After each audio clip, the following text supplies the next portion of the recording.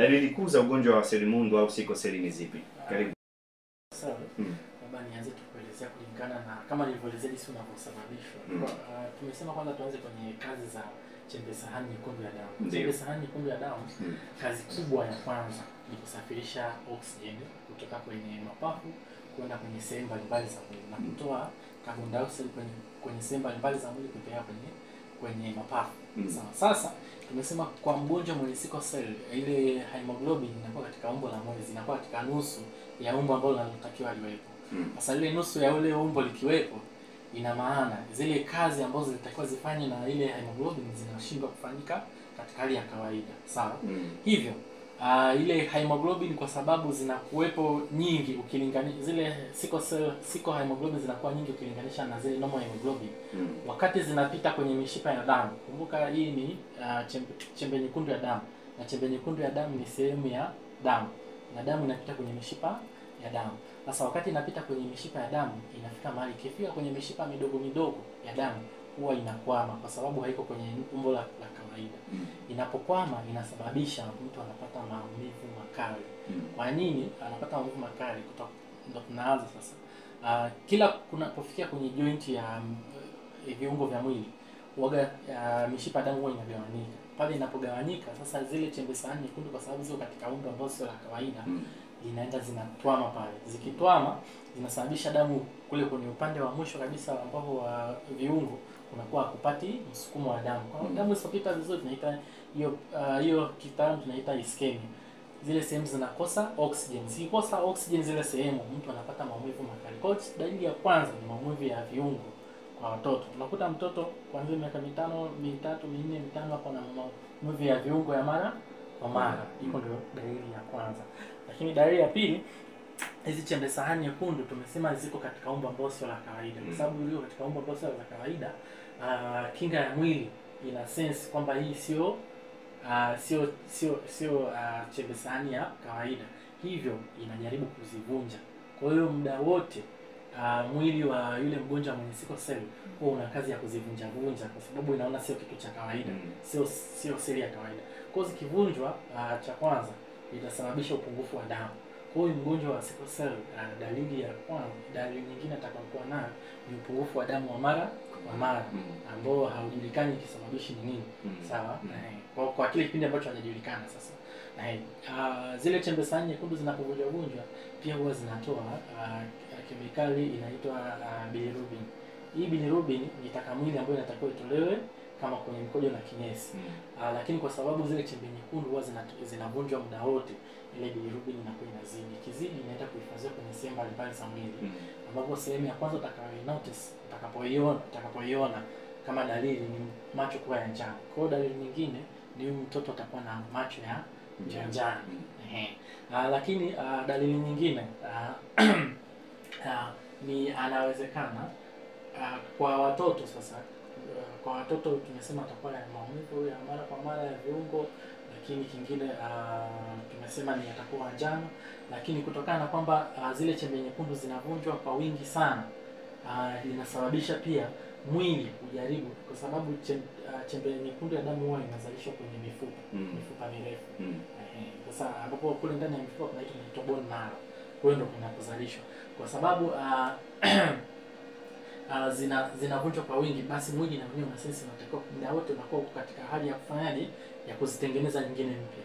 Wakati inatengeneza mpya inasababisha kwa wale watoto sasa, inasababisha mifupa midogo pia na yenyewe inahitajika na yenyewe izalishe katika hali ambayo sio ya kawaida. Mifupa midogo haitaki kuzalisha chembe nyekundu za damu. Zikizalisha inasababisha mtu anakuwa na kwenye uso sasa tunaweza tukamuona kwa muangalia, unaweza kumuona kama na taya inakuwa kubwa ikilinganisha na hali ya kawaida. Unakuta meno yanatoka nje, taya kutokana na taya inakuwa ni kubwa.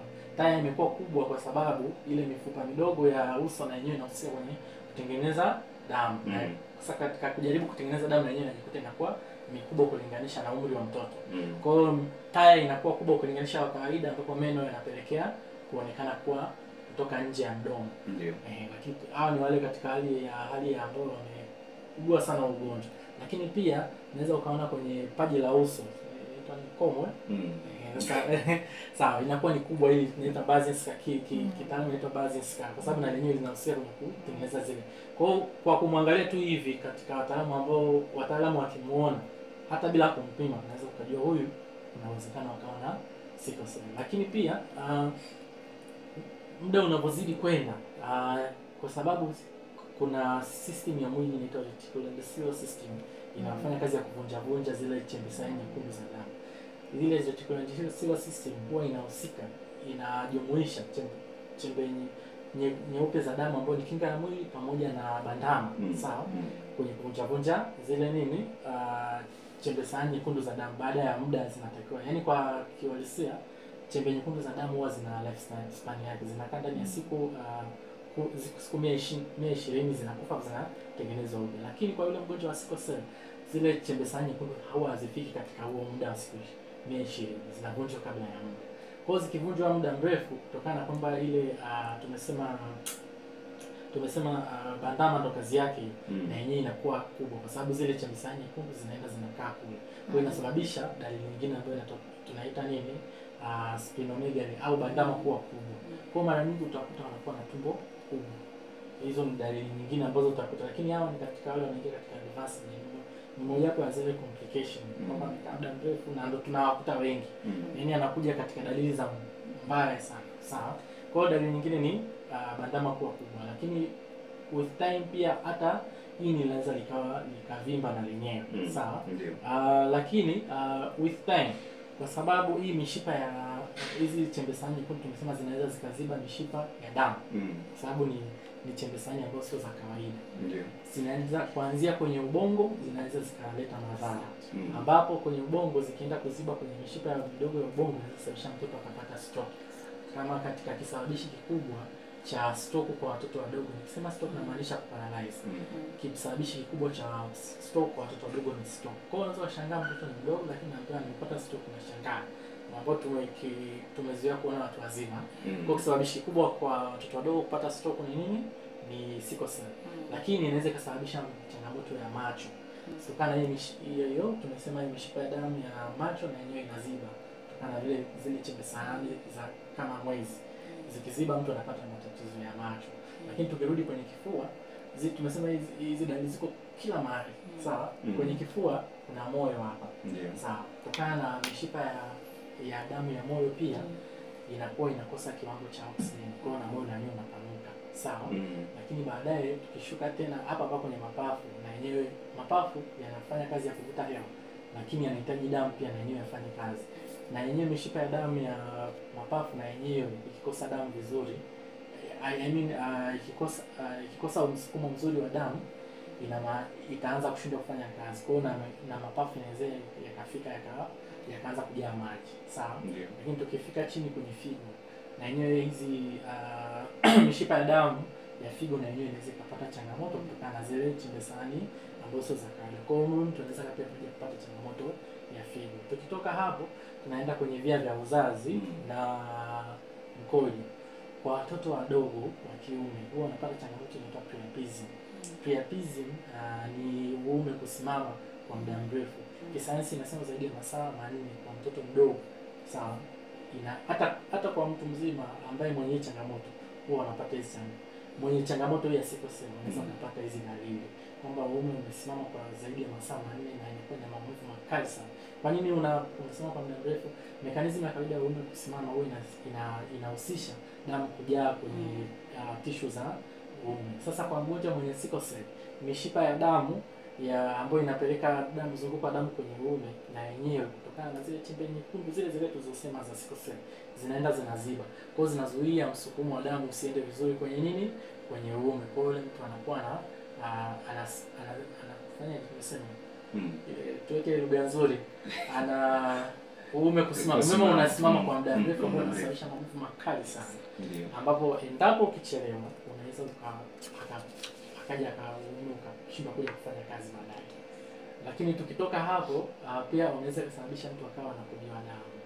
Sawa, hiyo ni complication nyingine. Lakini tukitoka hapo tunashuka kwenye viungo, sawa. Kuna changamoto nyingine kwenye mifupa. kuna mfupa unaitwa femur bone ambao ni mfupa kwenye paja. Huu mfupa sehemu uliko kwenye maungio yake kuna mishipa ya damu huwa inapita pale. Sawa? Sasa bahati mbaya kwa wagonjwa wa sickle cell kuna ugonjwa unaitwa avascular necrosis of head of femur. Huu ugonjwa unatokana na mishipa ya damu ina supply kwenye ule mfupa wa unaitwa femur, unaitwa femur. Hamna Kiswahili bahati mbaya. Ambao ndio mfupa kwenye paja huo, ambao ni mfupa mrefu kuliko yote. Ndio. Kwenye ile sehemu ya maungio pamoja na nyonga unakosa ile sehemu. Sasa kutokana na ugonjwa wa sickle cell unaweza kupelekea changamoto ile ndio kusema kama mishipa damu iliyoko pale inaziba. Kiziba ule mfupa unakosa, yale maungio yanakosa damu. Ule mfupa ile sehemu inakufa. Kwa ule ungio linaanza kufa. Kwa hiyo mgonjwa anaweza akaja kushindwa kutumia mguu baadaye. Kwa anakuwa anatembea kwa kulimp tunasema Kiswahili chake niseme anachechemea. Hii yote hii ni ugonjwa wa sickle cell. Sawa? Kwa hiyo tunasema ni ugonjwa unaanzia kuanzia kichwani mpaka kwenye miguu. Chini pia hawa wagonjwa wanaweza kupata changamoto ambayo ni vidonda visivyopona kutokana na mishipa ya damu iliyoko kwenye miguu inakosa damu. Supply ya damu inakuwa ni ndogo kutokana na mishipa inakuwa inaziba mara kwa mara. Hivyo kupelekea anakuwa anapata vidonda vinaitwa atrophic ulcers. Vidonda vya mara kwa mara ambavyo haviponi. Sawa? Lakini kingine kwenye mikono, vidole vya miguu na mikono kuna kitu kinaitwa foot hand syndrome. Sawa? Ambapo ni vidole vinakakamaa. Vidole vya miguu na mikono na vyenyewe vinakakamaa. Yote inatokana na mishipa ya damu iliyoko hapa kwenye maungio hizi joint na yenyewe inakosa inakuwa imeziba. Ikiziba hizi joint zinaanza kushindwa kufanya kazi taratibu na pia inavimba. Sawa? Kwa hiyo hizi ni complication ambazo mtu anaweza kuzipata mgonjwa wa sickle cell. Mgonjwa wa sickle cell hutibiwa na kupona kabisa? Naomba niende kwenye mada ya moja kwa moja ya matibabu. Nadhani nitamjibu wakati tunaenda kwenye mada ya matibabu. Naweza nikaenda moja kwa moja? Ndio. Sawa. Ugonjwa wa sickle cell matibabu yake yamegawanyika katika namna tatu. Sawa? Cha kwanza kuna matibabu ya kutibu dalili. Sawa?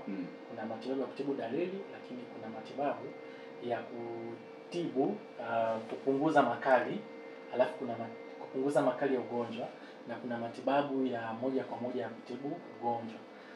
Tukianza kwenye matibabu ya kutibu dalili, dalili tumesema ziko nyingi. Maumivu, kuna maumivu ya joint, kuna changamoto ya kifua, kuna changamoto ya moyo, kuna changamoto ya spleen bandama kuwa kubwa. Hizi zote na changamoto ya wingi wa damu kupungua. Hizi matibabu yake kwanza ni kupunguza ni kutokana na kwamba zile chembe hai nyekundu za damu huwa zinapungua muda wote. Kwa hiyo matibabu ya kwanza ni kumpa matibabu ya supplement au virutubisho ambavyo vinaongeza kiwango cha damu, kuhakikisha kile kiwango cha damu siku zote kinaendelea kuwa kikubwa. Sawa? Ambapo dawa ambayo anatumia zinaitwa folic acid. Hizi folic acid zinahusika kwenye kutengeneza chembe sahani nyekundu za damu. Kwa hiyo ni matibabu ya kupunguza zile dalili. Sawa? Hapo sio matibabu ya moja kwa moja. Wakati anatumia tunategemea kwamba tuhakikishe ile hemoglobin level inakuwa juu kwa kupunguza zile dalili zinaendelea mara kwa mara. Lakini kuna matibabu mengine ambayo yanaitwa, kuna dawa ambayo inaitwa hydroxyurea. Hydroxyurea ni dawa ambayo inatumika pia kwenye matibabu ya kansa, lakini kazi yake kubwa ni kumpunguzia mwili. Inasababisha zile hemoglobin S ambayo ni abnormal hemoglobin ambayo ndio sickle cell sasa zinapunguza uzalishaji wake, lakini inasaidia zile hemoglobin ambazo za kawaida ziendelee kuzalishwa au hemoglobin F zinaendelea kuzalishwa. Kwa hiyo mtu anapotumia hii hydroxyurea ndio matibabu ambao kwa sasa hivi tunawasihi watu wengi wawepo kwenye haya matibabu. Inampunguzia dalili za mara kwa mara pamoja na complications za mara kwa mara kama kuongezewa damu mara kwa mara. Hawa wagonjwa ambao hawako kwenye hii hydroxyurea mara nyingi utakuta ni wale mara nyingi wanakuwa wana changamoto ya kuongezewa damu mara kwa mara.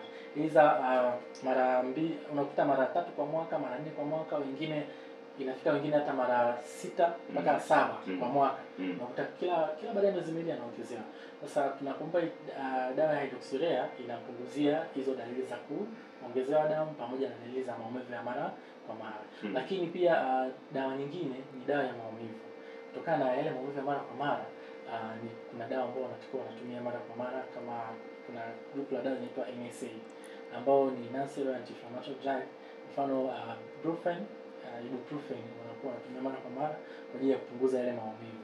Lakini kuna paracetamol, lakini paracetamol inatakiwa kutumia kwa naongea hivi kwa sababu naamini naongea na watu wenye changamoto ya sickle cell. Kwa sababu paracetamol kutumia muda mrefu inaweza kuleta changamoto kwenye ini, inaitwa hepatotoxicity.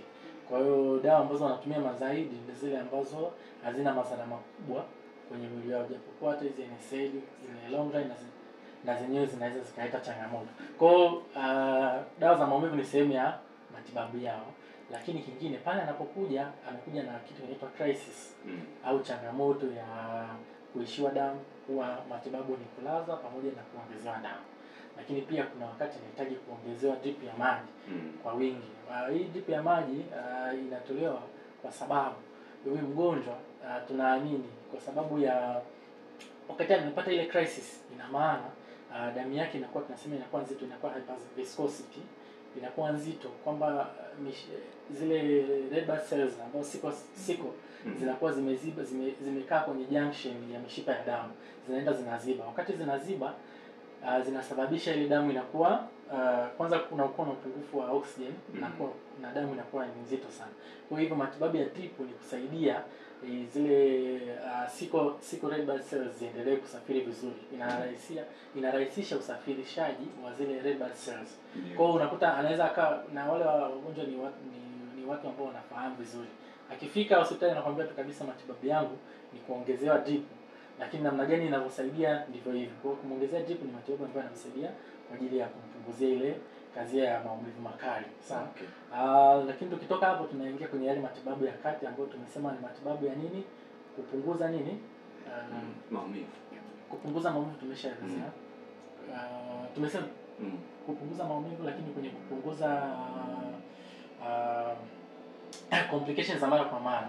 Kwenye kupunguza complications za mara kwa mara tumezielezea hapa, ambapo tunatumia dawa ya hydroxyurea. Tuende kwenye matibabu ya moja kwa moja. Matibabu ya moja kwa moja yako aina mbili. Sawa? Kuna kupandikizwa uroto. Sawa? Kupandikizwa uroto ni nini? Uroto tunaita stem cell kwa kimombo zaidi au kwa kitaalamu. Sasa stem cell ni nini? Stem cell ni seli mama. Kila tishu ya mwili, damu ni tishu, sawa? Kila tishu ya mwili, kila mahali, labda tunasema ubongo, zote hizo ni organ na tishu, sawa? Zina seli mama zake zinazotengeneza, sawa? Sasa tukienda kwenye damu kunaita kitaalamu hematopoietic stem cells, sawa? Hii hematopoietic stem cells ambao ni uroto sasa uko kwenye mfupa, unapatikana ndani ya mfupa, sawa? Na ndani ya mfupa kule ndio zile red blood cells zinaendelea kutengenezwa kila siku. Sasa kwa sababu mgonjwa mwenye sickle cell ana changamoto ya uzalishaji wa zile red blood cells, sawa? Ambapo hiyo red blood cells zinazalishwa kwa nini? Uroto. Kwa hiyo tunaamini tukimbadilisha ule uroto tukamwekea wa mtu wa kawaida, ataweza kupunguza uzalishaji wa zile ambazo sio zile seli mundu ambazo sio za kawaida. Kwa hiyo stem cell ni huduma au ya uroto, upandikizaji wa uroto unambadilishia uzalishaji wa nini? Wa kiwango cha seli nyekundu za damu.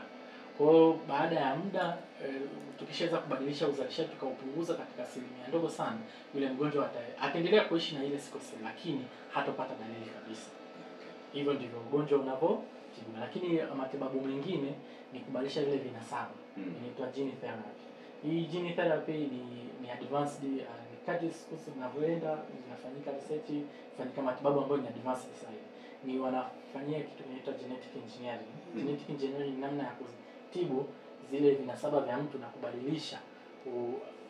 kubadilisha vile vinasaba na kumsaidia kutibu baadhi ya magonjwa. Ambapo baadhi ya magonjwa yanayotibiwa ni pamoja na sickle cell. Na sickle cell ni ugonjwa ambao unatokana na ugonjwa wa kijinetikia. Kwa hiyo wanabadilisha vile vinasaba na wanaenda kwenye vinasaba ambavyo vinahusika na uzalishaji wa zile chembe nyekundu za damu. Kwa hiyo wanaenda kuwekea chembe vinasaba ambavyo vinaenda kutengeneza chembe nyekundu za damu ambazo ni za kawaida, kwa sababu ile zinazotengenezwa ni ambazo sio za kawaida. Kwa hiyo tofauti hapo wa gene therapy na uroto ndio huo. Huu inaenda kabisa kwenye shina mama ambao ndio stem cell, lakini huko mwingine inaenda kwenye vile vinasaba. Sawa. Na kwa kuongezea ni kwamba kwa nini sasa tunaweka awareness? Tunaweka awareness kwa kuvunja mduara kwa sababu matibabu yenyewe ni gharama. Kwa mfano haya matibabu ya kila siku kwa mwaka, hiyo ambao daktari amesema ya kwamba tunatumia folic acid, tunatumia PNV, antibiotic kwa ajili ya kuzuia infection ya kifua, hydroxyurea, kupunguza zile sequestration crisis, zile complications za mara kwa mara, pamoja na maji, unakuta ni 400,000 kwa mwaka. Lakini kwa matibabu ya dharura tu, ile mgonjwa amepata dharura, emergency imetokea, either amepata stroke au amepata acute chest syndrome au hizo complication, ni 150,000 mpaka 200,000. Lakini kwa matibabu hayo sasa wanatakiwa pia wapate vipimo, wapate hiyo ultrasound ya kupiga kwenye kichwa ili kujua kama na dalili hizo za kupata stroke, uweze kumrescue, CT scanning hizo nini na vipimo vingine ni kama 200,000 na kuendelea. Kwa tunaona jinsi ilivyo gharama. Lakini hata kwa upandikizaji huu wa uroto ni milioni 75 mpaka 150 kwa mtoto huyu mmoja. Na vipimo hivyo hayo matibabu sasa hivi au matibabu ya kuponya ni upandikizaji wa uroto na hiyo ya gene therapy. Ambao sasa huu upandikizaji wa uroto sasa hivi nchini inafanyika hospitali ya Benjamin Mkapa pamoja na Muhimbili. Lakini gharama yake ni milioni 75 mpaka 150. Sasa tunaona jinsi gani kwa maisha yetu ya Tanzania kwamba ni watu wangapi wataweza kuafford hiyo, na tuna wananchi ambao bado maisha yao hawezi kufikia hiyo kuafford kuweza kumlipia mtoto gharama hizo za kuweza kutibiwa na kuweza kupona kabisa tatizo hilo. Kwa that's why tunahitaji kuvunja mduara. Lakini kwa gene therapy ambayo iligundulika Philadelphia, ambapo walifanya trial kwa mgonjwa mmoja, ndio wakaifanya ya gene therapy, hatimaye huyo mgonjwa akaweza kupona kabisa. Gharama yake ni milioni 750 mpaka bilioni 1. Ni matajiri tu ndio watakaopona. That's why tunahitaji kuvunja mduara, kuhakikisha kwamba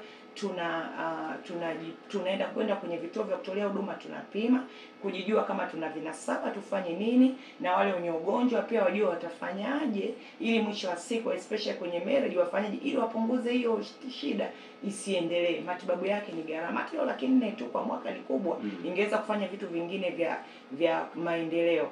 Kwa hiyo tunahitaji wananchi waweze kufahamu jambo hili, na mwisho wa siku tuweze kuwa na taifa lililo na afya bora, tuweze kuweka uchumi mzuri kwenye taifa letu na kufanya mambo ya msingi kwa ajili ya familia zetu na taifa hili. Umezungumzia folic acid, ni ile zile ambazo wanatumia wajawazito au kuna aina tofauti? Okay.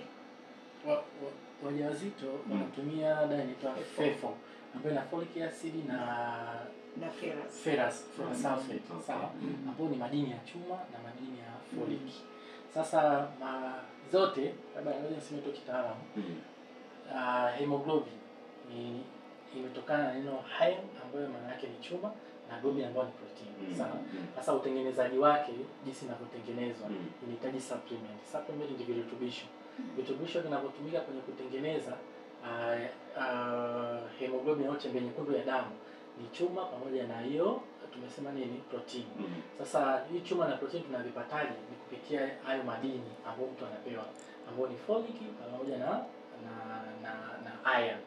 Iron ni madini ya chuma pamoja na folic. Folic inafanya kazi kwa ajili ya wakati zile red blood cells zinatengenezwa, inafanya kazi kwa ajili ya kufanya maturation. Tunasema kumachua ni ukuaji, lakini iron, madini ya chuma, huwa yanatumika kwa ajili ya kuanzisha utengenezaji. Kwa utengenezaji wa red blood cells wakati zinatengenezwa zinahitaji madini ya chuma, lakini ukuaji unahitaji madini ya folic. Sawa. Sasa mgonjwa wa sickle cell anahitaji tu folic. Kwa nini anahitaji madini ya iron? Madini ya iron hayahitaji kwa sababu ukimpa yatamuongezea changamoto nyingine. Kwa nini? Kwa sababu yeye mwili wake tayari unavunja zile chembe sahani nyekundu za damu. Zile chembe sahani zinavunjwa huwa zinazalisha madini ya iron.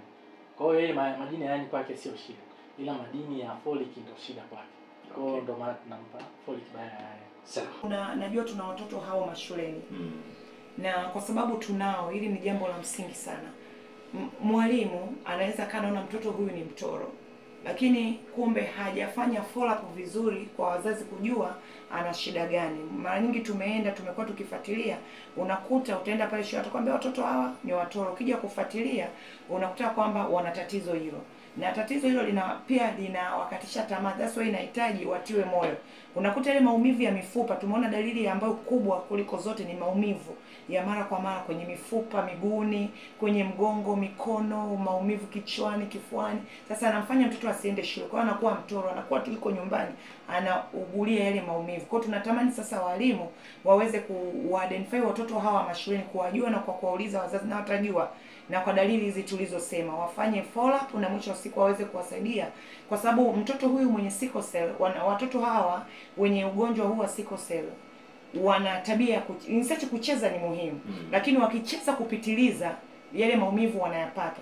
Kwa ataanza kuvumilia yale maumivu akiwa shuleni, lakini pia baadaye nyumbani, na mwisho wa siku anashindwa kuja shule. Ndio maana tunahitaji wazazi wawape watoto hawa maji ya kunywa kwenye chupa, waende nayo ili kuweza kupunguza hiyo shida ya maumivu. Lakini pia mwalimu anapoona kwamba mtoto ana maumivu, pia anatakiwa wakati huo kwanza sicheze michezo ile migumu sana na kazi ngumu, lakini na maji mara kwa mara. Kwa watoto, walimu wafuatilie, wasiwanyanyapae, lakini wazazi pia wajitahidi kuwasaidia watoto kuhakikisha kwamba wana vitu vya msingi ambavyo vitawasaidia wakienda shuleni wasipate shida, kwa sababu tunaamini wako watoto ambao walizaliwa na sickle cell na leo wengine wamekuwa vijana, wamemaliza vyuo vikuu, wengine wameshafika umri wa miaka 60. Wale ambao tayari wana sickle cell sasa, tusije tukawanyanyapaa. Mtu akutana naye njiani amnyanyapaa na kuona kwamba huyu ni wakufa kesho. Hapana, wanaweza kuoa, wanaweza kuolewa, lakini wanaweza kuishi muda mrefu.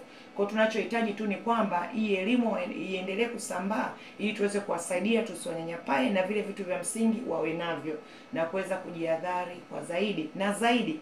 Waje kwenye vituo, hao watoto pia wenye tatizo hili waje kwenye vituo vya kutolea huduma ili waweze kupata haya matibabu ya kupunguza, tunasema matibabu ya kila siku ambayo sio ya kuponya, lakini ya kila siku. Waweze kupata hizo PNV, folic acid, waweze kupata na hizo hydroxyurea, zitawasaidia kupunguza hiyo crisis, kwa sababu hydroxyurea inasaidia sana. Inaweza kufanya hata mtoto au kijana asiweze akaongezewa hata damu mara moja tu kwa mwaka, au asiongezwe kabisa, na ya maumivu asiyapate mwaka mzima. Sasa hiyo ni nzuri, itamsaidia mtoto atende shule vizuri, asome vizuri, na aishi muda mrefu na kama wanadamu wengine. Anasema asante ndugu mtangazaji na wataalamu hapo studio. Naomba kuuliza, je, sickle cell inaambukiza kwa njia ya hewa au kuchangia chakula kula pamoja? Hilo swali la kwanza. Swali la pili, je, sickle cell huambukiza kwa njia ya kuchangia kata, kucha kama vile wembe na kadhalika? Huyu ni Chenge kutokea Nzega, Tabora. Okay. Sickle cell ni ugonjwa wa kurithi ambao inaathiri chembe nyekundu ya damu. Kwa hiyo nataka kumwambia aliyeuliza swali hili, na kwa faida ya wa Tanzania wote na wananchi wote ambao wanasikiza radio muda huu, ya kwamba sickle cell haiambukizwi kwa njia ya chakula, haiambukizwi kwa njia ya hewa, wala kwa kutumia vifaa vyovyote vile vya ncha kali. Ni ugonjwa wa kurithi. Okay. Sawa. Na mwingine hapa anasema DC Bumera, maeneo ya Kitenga Center. Je, ugonjwa huo huwashika watu wa umri upi? Sawa. Kama mratibu alivyotangulia kujibu swali la kwanza, huu sio kwamba unawashika, huu ni ugonjwa wa kuzaliwa nao. Kwa hiyo hamna namna mtu anaweza akapata ukubwani, kwamba anazaliwa nao. Inawezekana labda research zinaendelea, kwa sababu namna ya unavyotokea ni kutokana na mutation, ubadilikaji wa vinasaba. Lakini ubadilikaji wa vinasaba ni rare sana kutokea katika mtu amezaliwa, labda amekuwa exposed na kemikali labda za nuclear zinaweza kubadilisha, lakini ni very rare. Hizo ni research bado zinafanyika, lakini kiuhalisia katika hali ya kawaida mtu haupati ukubwani, anazaliwa nao.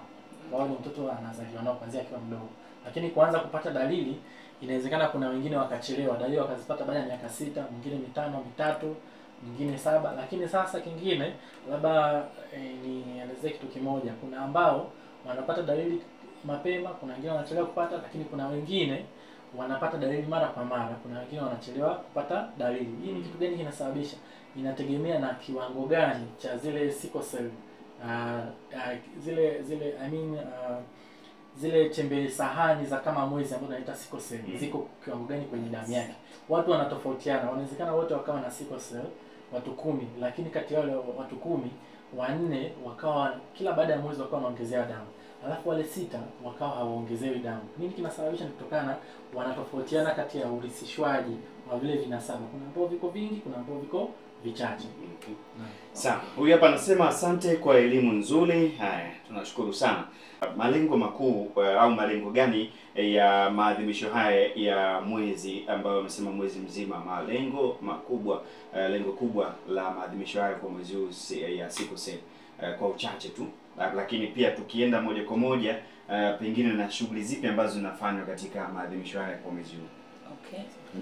Okay, katika mwezi huu wa sickle cell ambao tumeanza tarehe 1 Septemba na tunakwenda kuidhinisha tarehe 30 Septemba, lengo kubwa, kwanza kauli mbiu yetu ni kuvunja mduara.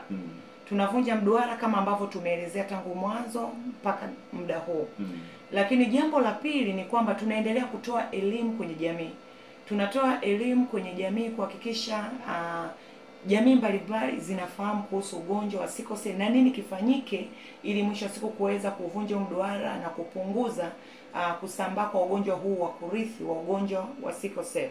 Lakini pia tunafanya upimaji. Tunawakaribisha kwenye vituo vyetu vya kutolea huduma waweze kupima ili waweze kujijua, je, wana vinasaba au wana vinasaba au hawana, iweze kuwasaidia kuweza kufanya maamuzi yaliyo sahihi. Lakini hata baada ya maadhimisho haya bado tunaendelea kualika kwenye vituo vya kutolea huduma waweze kupima, na sisi hiki ndicho tunachokifanya. Tunapima, tunatoa elimu, lakini na kuwapa elimu hii wale ambao wanaweza kufanya matibabu ya kuponya, ya kuweza kupona kabisa, ya kuponya, ambao kwa kutumia hiyo uroto pamoja na hiyo gene therapy. Sisi Tanzania hatuna gene therapy, hizo zafanyika nchi za wenzetu, lakini ya uroto ni kwamba matibabu haya yanapatikana Dodoma pamoja na Muhimbili. Kwa hiyo wale wenye kuweza kufanya hivyo wanaweza kwenda na wakaweza kupata matibabu hayo. Mwisho kabisa, nini wito wenu sasa kwa jamii? Nianze na kaka. Nikianza na mimi, kulingana na experience ambayo tunakutana na wagonjwa, naomba nitoe wito kwa jamii. Cha kwanza, pale wazazi, pale tunapokuwa na watoto wetu wana changamoto ya kuongezewa damu mara kwa mara, tusichukulie ni kitu cha kawaida. Not business as usual kwamba akienda hospitali anaongezewa damu anaondoka. Tuhakikishe pale mtoto anapopata changamoto ya kuishiwa damu, lazima tujue ni nini kinasababisha. Umeenda kituo X ukaongezewa damu, ukaambiwa changamoto ni kuongezewa damu, naomba uhakikishe unaongea na mtoa huduma kuambia kwa nini damu imepungua. Kama ikishindikana katika kituo X, ni vizuri ukaenda kwenye vituo cha mbele cha zaidi, tertiary hospital au hospitali ya rufaa kwa ajili ya kujua kisababishi cha mtoto yote ambaye ana changamoto ya kuongezewa damu mara kwa mara. Kwa sababu endapo utachelewa kujua hii changamoto, inaweza ikapelekea mtoto akapata kifo cha mapema bila wewe kujua.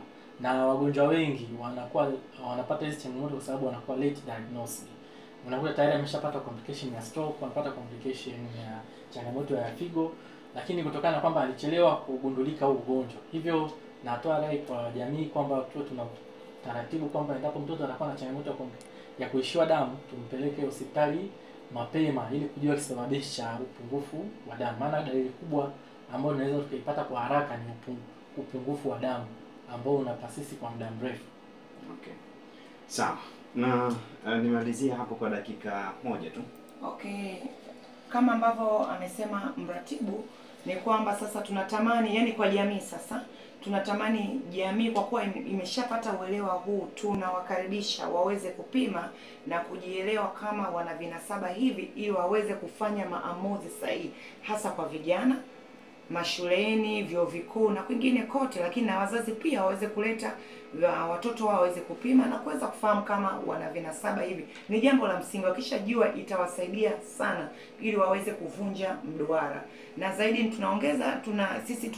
tumetoa elimu hii kuweza kuongeza uelewa mkubwa na mduara uweze kuvunjwa, tuwe na taifa lenye afya bora. Na tunawakaribisha pia kule Msoma, pia hospitali ya rufaa ya mkoa, kuna hospitali ya wilaya pale, na katika halmashauri zote basi waende kwenye hospitali waweze kupima na kujua hali zao. Wasifikiri sickle cell ni ugonjwa wa laana au ni ugonjwa wa sijui wa ambao unatokana na kuambukizwa. No, ni ugonjwa wa kurithi. Tuzingatie hayo tuliyoyasikia. Sawa, niwashukuru sana wataalam waratibu ambao umekuja kuweza kutoa elimu hii juu ya swala zima la ugonjwa huu wa sickle cell au selimundu. Basi niwashukuru sana na niwatukie majukumu mema.